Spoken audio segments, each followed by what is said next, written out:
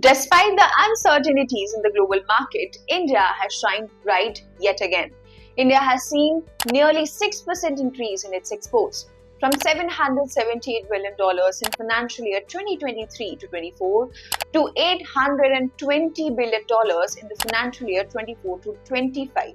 India has seen a significant rise in the export of its goods and services. In a recent meeting of exporting bodies of India, Union Minister Piyush Goyal complimented the exporters for achieving an all-time high. This achievement came in spite of multiple headwinds, including the Red Sea crisis, Israel-Hamas conflict, Russia-Ukraine conflict, and even slow growth in some developed economies.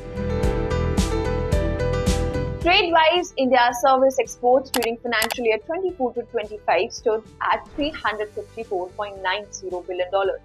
India's merchandise exports stood at $395.63 billion during the same period. For the unversed, exports are goods and services produced in one country and sold to buyers in another country. Service exports here simply means supply of services by India to other countries. For example, IT services, financial services, tourism, and even healthcare. While merchandise exports here refer to the physical goods that are produced in India and sold to other countries. It includes tangible items like cars, clothing, machinery, and agricultural products. So how will this impact Indian economy? Increased exports have a positive impact on a country's economy. When a country exports more, it means more goods and services are produced domestically, ultimately inflating a country's GDP.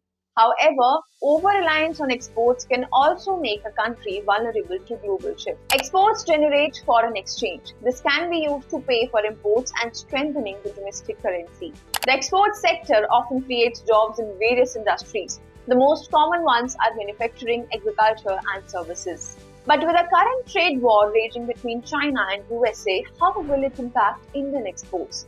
Well, for starters, the Trump administration has waived back and forth tariffs on phones and other electronic items.